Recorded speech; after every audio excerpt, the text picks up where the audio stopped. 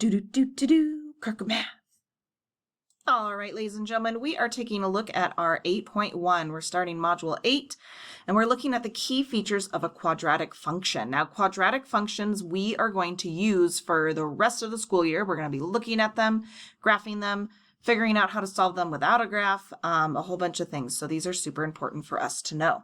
So we are in your student companion on page 168 to 169, and we're going to start just looking at these key functions and kind of what is a quadratic function and things like that. Okay, so a quadratic function is very similar to what we've seen before. It has this kind of V shape or U shape. It can be up or down.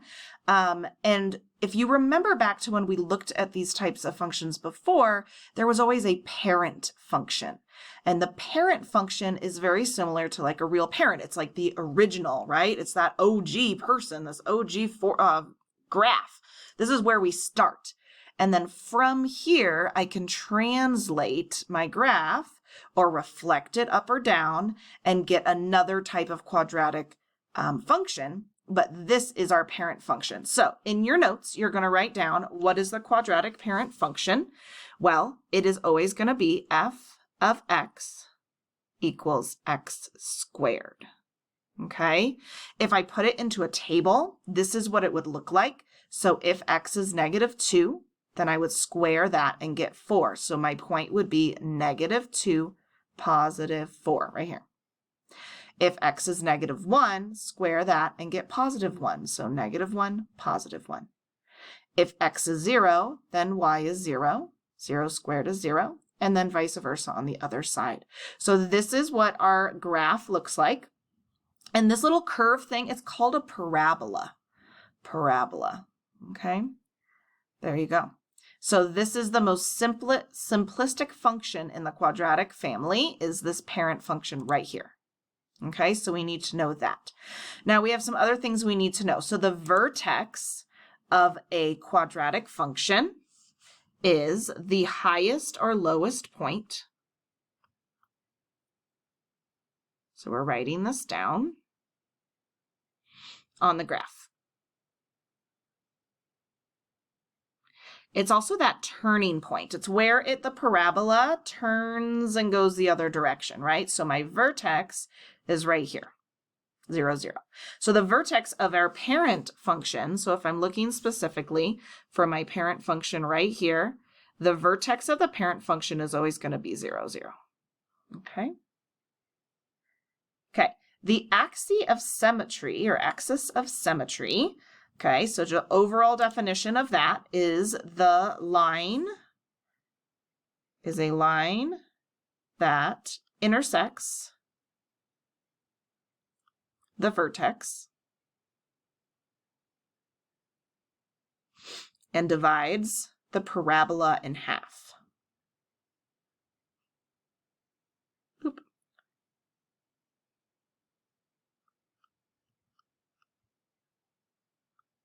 So we're writing this down because we need to know what a axis of symmetry, and we've talked about these before, but we might as well do them again. And so then the axis of symmetry specific to our parent function is always going to be x equals 0. Because if our vertex is on 0, then the line that is going to divide it is always going to be x equals 0. Right here, this line that goes across is basically the y-axis, right? Okay, and then in this case, our parabola opens up. Here I can take these other things off so they're not as glowy, but our parabola opens up, but we know that our parabolas can also open down, and that was going to give us some sort of negative in our equation. We're going to take a look at that in a little bit. But yeah, so those are some of the key features here of the quadratic function, and specifically looking at the parent function, the one that originally starts it. Okay. Also, as a reminder, the reason why we are quadratic, why we have that word, is because it has a degree of 2. So if you remember when we were labeling our polynomials, okay, it is a function that has a degree of 2. So it's going to have x squared in it. Almost always that's x squared, probably not y squared, but that's always what we're looking for. That's why it's called quadratic, a degree of 2. Okay, so we're going to do this, try it really quick, where we're going to look at this parabola, the quadratic parent function, and we're going to answer some questions. So we're going to do the positive question together, and then you are going to explain the negative one together or on your own. So it says, when are the values of f of x positive? So when are the values of this function, okay, of f of x equals x squared, when are they positive? And when are they negative? So we're going to do the positive together, and then you can figure out when they're at negative. But if I go back to my table, my little H chart here where I have my formula, okay, and this is my x and y, okay, my values that are positive are specifically looking, right, f of x is the function of x. So when in this parent function are my values of x positive, okay? So I want to know that if I put in a value into my chart, I want to know when is my x going to be positive. Okay, now that means that this value here, I'm looking at anything above the x-axis, which in this case is all the time. So the values of x are always positive in this specific quadratic parent function, okay, except one time. So let's see if you can figure out when is the value of f of x in this formula not positive. Okay, so now we're going to look at just one specific part of our quadratic function. So this is looking at what happens to a. What does a do to our parent function when I am multiplying my x squared by something besides 1. So you can see here, this is my parent function with just a 1x squared or just x squared. What happens when I change a? So we're going to use the slider here, and we're going to watch what happens, and then we're going to write down what does a do, okay? So if I make a bigger, oh, what is happening? Oh, there's a word that we've talked about before.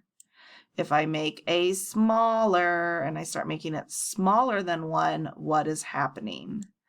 Who remembers? Okay, so we start to talk about our graph becoming narrower or wider than its parent graph. And we talked about some other words that we can use in the past. Hopefully you remember them.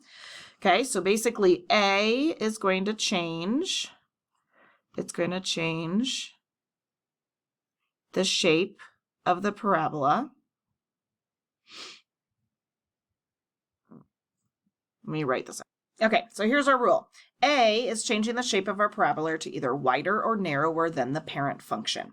So if the absolute value of A is greater than 1, right? So if I start moving this up 1, greater than 1, we start to get a narrower, right? Our blue is our function, red is our parent function. We're going to get a narrower parabola, which is stretch. So remember, we're pretending we have a rubber band, and if I put my finger on the bottom of the rubber band and I'm pulling straight up, it starts to stretch upwards and becomes narrow, okay?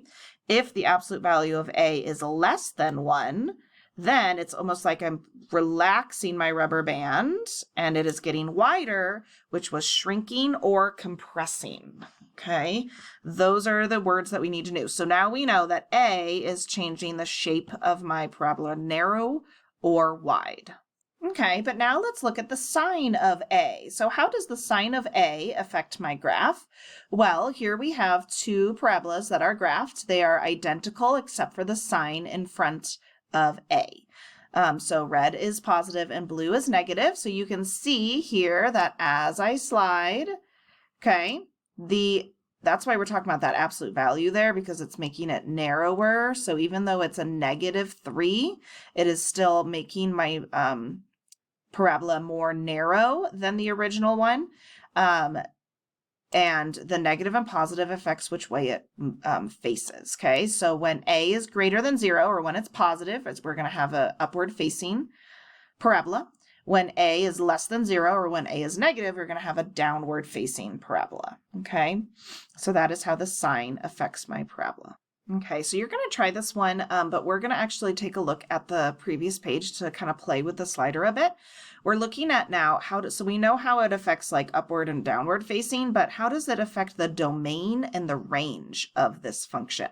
So remember that your domain are your x values and your range is your y values. So if I go back really quick to my slider, I want you to look at this. As I have a positive a, what is happening to my x values? What is happening to my y values? Okay. As I have a negative a, what is happening to my x values? What is happening to my y values? So if I look at my positive a, my x values don't really, it makes them all positive, right? So a positive a has domain is always greater than, my domain is always greater than 0. And my range is all real numbers because it's going on and on and on forever to the left and the right. So it's going on and on over my kind of y values here. But my domain, my x's, are only above 0. So go ahead and write down what happens when a is negative. Okay, so in this next example, we're going to interpret some quadratic functions from tables. So we have this quadratic function here, f of x equals 4x squared. And I want to know over what interval does it increase and over what interval is it decreasing. And so in order to do this, we're going to make a table of values. So I have my table here. You can see it already filled out over here. But we're going to basically fill in for a couple numbers. We love to use -2, -1, 0, +1, and +2. We're going to input them into my equation, and we're going to look at what's happening to my y values and see when they're increasing and when they're decreasing. Okay, so you can see on either of the tables here, but basically as I plug in my information, y is getting smaller as I increase my x value. Here, it's decreasing. So that's over here, decreasing. And then that's when I'm using negative x's. But then when I start getting to positive x's, then we're starting to increase in value as I increase x. Okay, so the function values are increasing. The vertex 0, 0 is the turning point. When it changes from decreasing to increasing, it's not changing right here. So we know that that's our vertex. And so we can write it out to say that the function is decreasing when x is greater than 0, and it's increasing when x is less than 0, and it's increasing when x is greater than 0.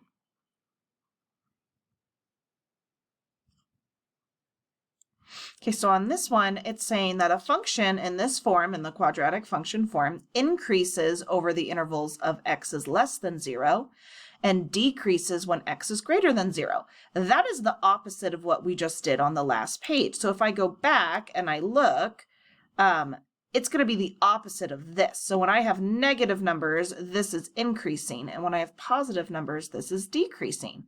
And the question is, what is a possible value for a? Okay, here we had a positive a.